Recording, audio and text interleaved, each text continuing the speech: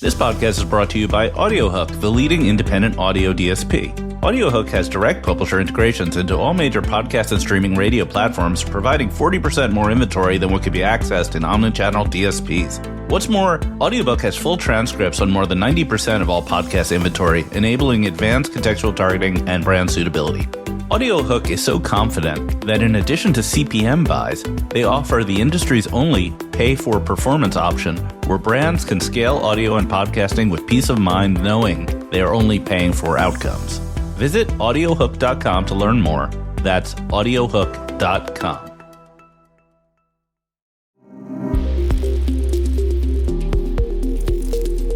Welcome to today's episode of The Refresh by Marketecture Media. I'm your host and co-founder of Marketecture, AdTechGod. The Refresh is where we bring you the latest and greatest in advertising news. Please don't forget to follow us on the Marketecture account on TikTok, Instagram, and YouTube. Just some Marketecture Media housekeeping items. On April 28th, we celebrate with Miami Lights, co-hosted by MadTech and Aperium. This takes place at the Soho Beach House.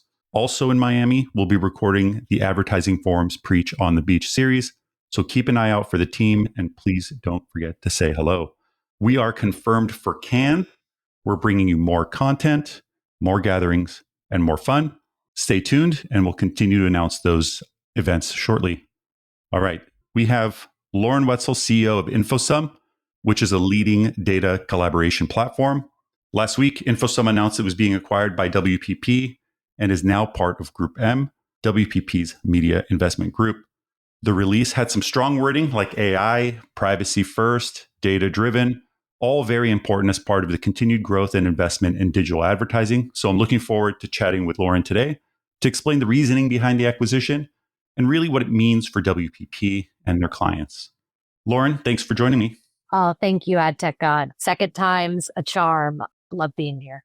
You were podcast guest number 4, which is crazy because I think I just released 74. Oh my gosh. You're busy. Yeah, it's wild. I was just planning episode 100, and I'm thinking maybe I'll bring Terry Kawaja back because he was at episode 1. Yeah, I liked his episode. That was a great episode. It was good. It was great. It was a fantastic learning experience, and he's a great person to interview. So first of all, congrats to you and the team. Congrats on the acquisition. How's the first week been? Oh, it's been incredible. I am actually with a lot of new colleagues, as well as a bulk majority of our team that's based in the UK this week. So it has been a hit the ground running, and we'll get into this because I know we'll talk about sort of the value in the deal, but it's incredible how fast you can get going when you've already been working together and when you have such a shared vision. So I feel like it's not just fun and celebratory. It's obviously all of those things. I'm incredibly proud of, both sides of the deal for sprinting and getting this done as quickly as we did. I'm incredibly proud of the team because it's their hard work that got us to this day. But I'm also just incredibly excited that we can be productive day one, and we have been. So I've been busy. You worked and partnered with WPP prior to the acquisition. What do you think made the decision for an acquisition to happen rather than continue with the partnership? Does that something to do with WPP's future outlook or their strategy? I'd love to hear a little bit more about that. Yeah. First, I'll say, because I know your audience, I'll say what it wasn't, which is it wasn't just because I had a fabulous ramp down campaign, although that was a nice distraction. That was awesome. And I'm so proud of the team. And I think it was great. And it got such an important message on the value that we provide to market. But it wasn't that. And it also wasn't the fact that Brian was the former CEO and was, hoping for a deal. Obviously, when you spend 4 years at a company, as Brian did, it's a pretty telltale sign, blood, sweat, tears, as to belief in a platform and belief in the people, which is a huge driver of a decision, but he actually wasn't involved in the deal. And so I'll say those two things at the onset.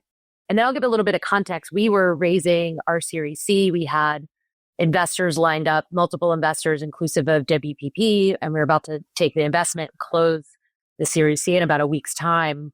And it was incredibly clear to me that we just saw the future the same way, that the partnership had started to become so strong and so aligned and so integral into what they're looking to do. And when I think about it, I think what they saw was we defined this category and we're really the only independent clean room that we're delivering results regularly. You hear a lot about data collaboration platforms, data clean rooms. But you don't always see results and proof points that our brands see every day that they work with us.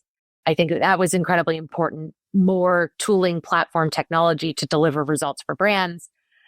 I would also say that they've just had this front row seat to the possibilities of our technology. And it was exciting because I rarely, when I'm explaining our technology, what a bunker is, what we're really doing, the full stack, the sort of how it works, and being in a room with Mark Reed earlier this year and taking him through our technology, he just instantly got it. And he instantly saw that this could be a foundational piece of tech for their AI vision, which we'll talk about.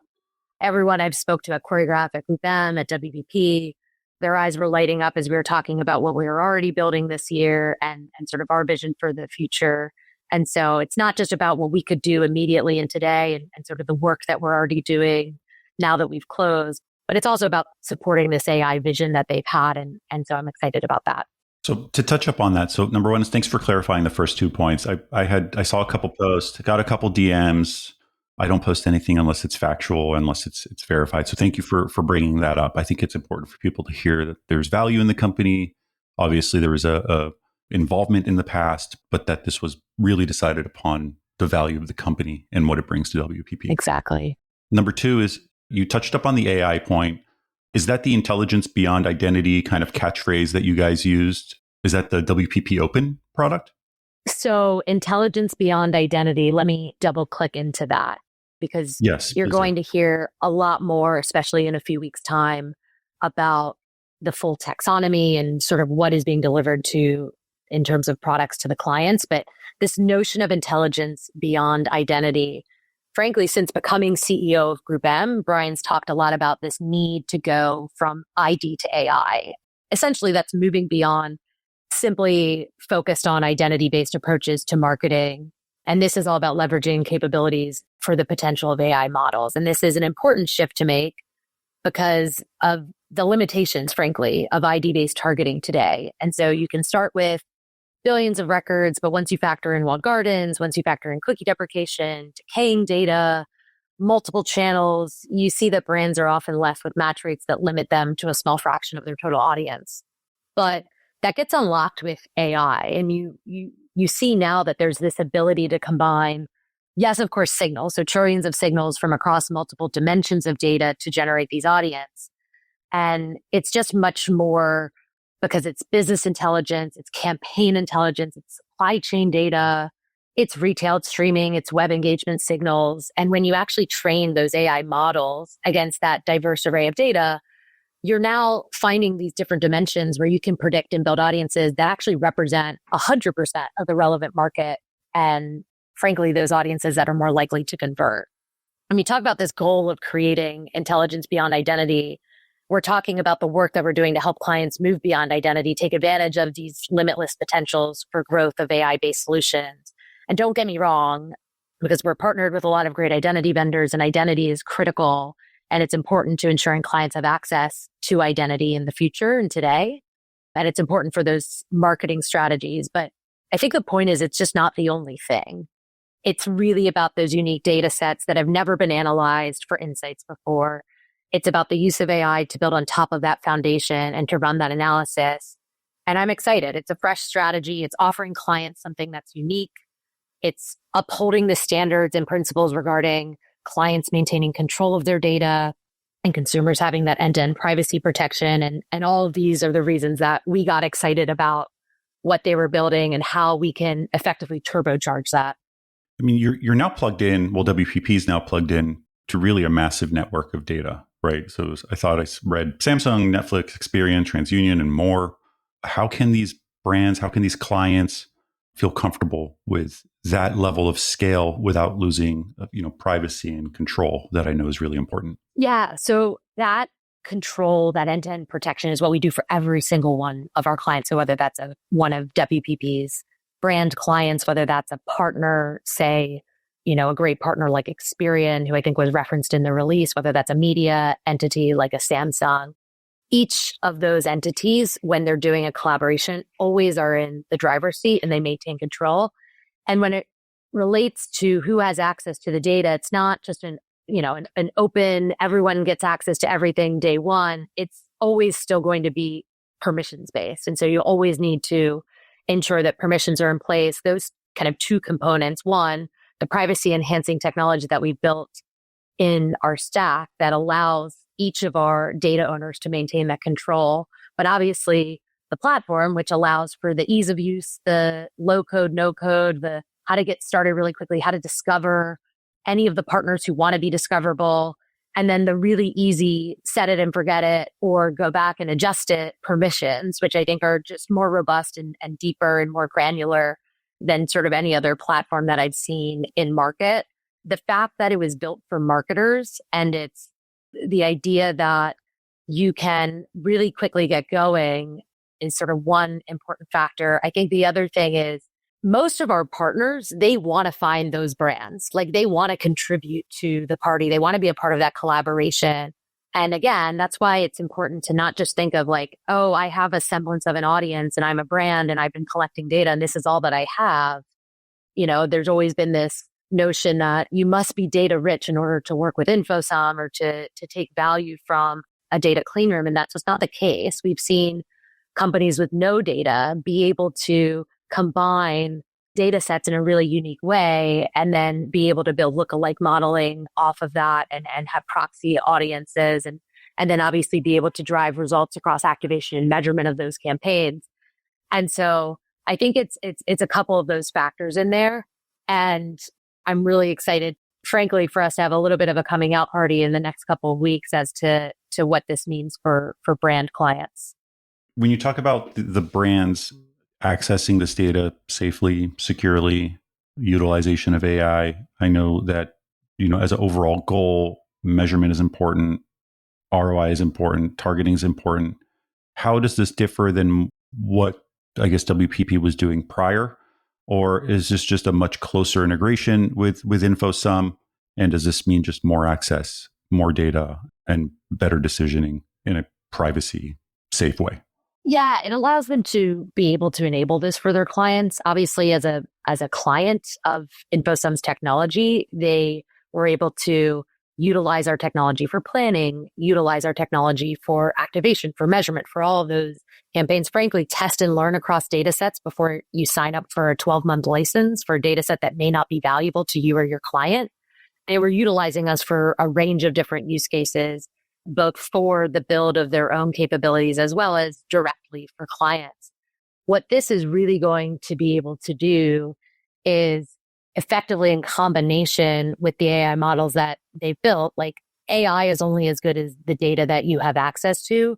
And the data that you have access to is only going to be possible if you are protecting that data. And so it's the privacy principles that we built within our tech stack that was incredibly appealing. It's ownership of this technology so that they can continue to build unique products.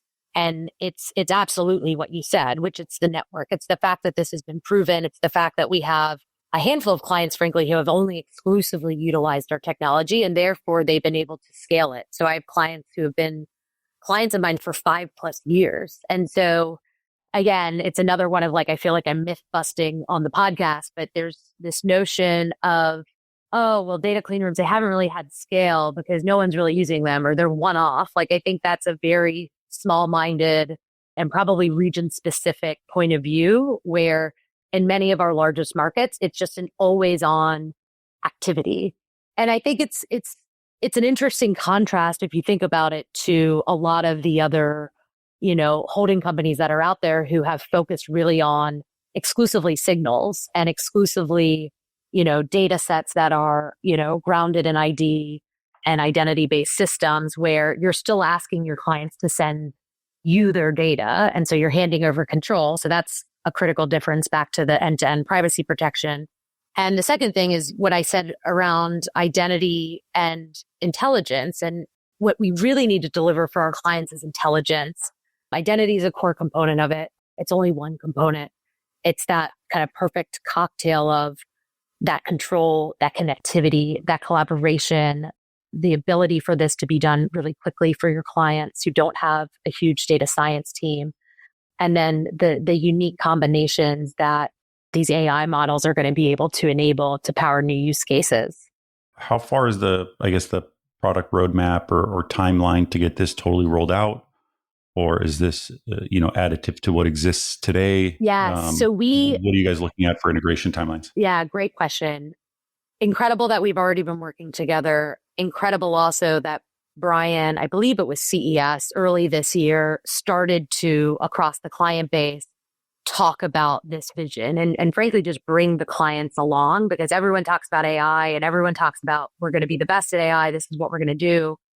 They have been building this for quite some time as a part of, as you mentioned, WPP Open. And that's also not exclusively, WPP obviously has Group M for media, but they also have creative and they have a handful of other agencies. And it's fascinating. There is a piece actually this weekend, a profile on Mark Reed, and they were talking about how he loves to demo this technology. So that's real. That's available to the clients. They love talking about it. They love showcasing it.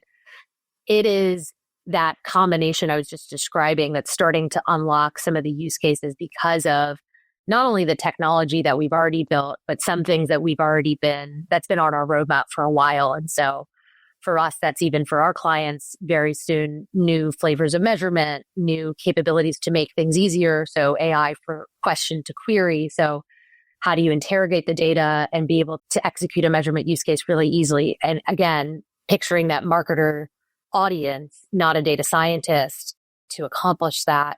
And that's kind of some of the tenets of what we've been building. It's been how to make things as easy as possible, how to make it as easy as possible for any data set to be ready to collaborate. I talked about that at the ramp down campaign, this notion of ramp down the time, because we have historically for our clients given them back time. On average, we said it's 156 days, 7 times faster than other platforms. That speed is what will enable all of WPP's partners and then our existing client base to be a part of this network, to start collaborating, to then take advantage of those AI models. And so, yes, you will hear more, but just want to make clear, a lot of these pieces have been, 1, built, 2, taking advantage of what already exists with our technology. And so I look at this more of like a packaging of these great things together with clients who are raising their hand to test and learn and sort of be the first to market with this. What does this mean for you? What does it mean for you? What's it mean for your team? They now have payroll coming in from WPP instead of Infosum. What are the plans there, and how's the team feeling overall, and how are you feeling overall?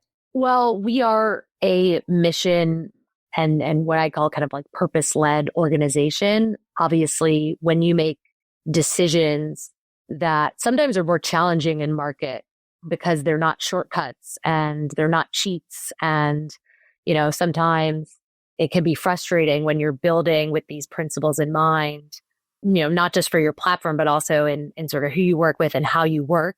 And so the fact that we get to carry on the mission is everything to me, is everything to my investors who have been, a part of this since day one and who are thrilled with this outcome.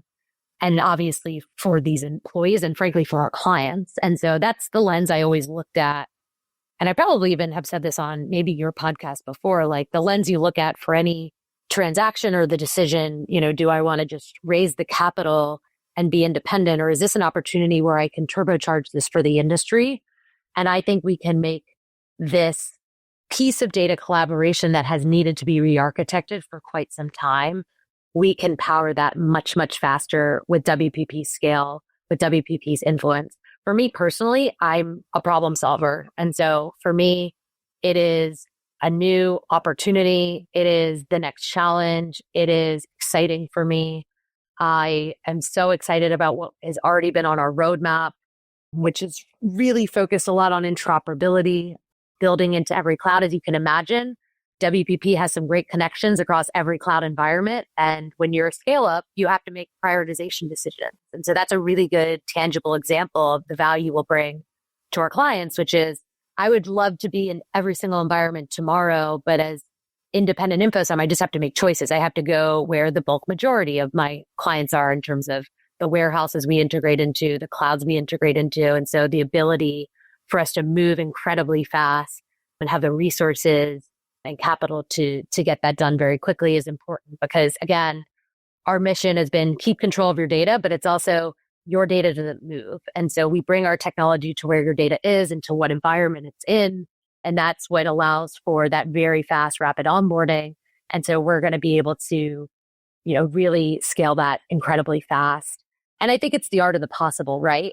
Back to sort of problem solving. I think we have just seen how people want to take advantage of new technology, oftentimes just replacing what came before it. So the same use cases, the same flavor of measurement, but it just operates a little differently, or it's maybe a little bit more privacy first, and there's a different way of doing it. But I think when you're talking about data sets that can be collaborated that have never been brought to the party, and identifying how that impacts the build of an audience and identifying how that impacts predictive consumer behavior, that's exciting in the realm of advertising. That's exciting in the realm of, frankly, client service and customer service. And so I think that there's a lot that marketers who will take advantage of this will be able to take back into their broad organization thanks to these capabilities. And so I'm just ready to get to work. Yeah, you have a lot of energy, Lauren. You were saying that you're tired. You've traveled all over the world over the last few weeks. I do not sense it one bit. Just so you know, that makes me feel. I'm really happy for you. That makes me feel better. Yeah, I'm happy. You try negotiating a deal when you're in New Zealand across a variety of time zones. It's a trip, I tell you. I'm happy for you, Lauren. I'm happy for the team. I'm happy for WPP.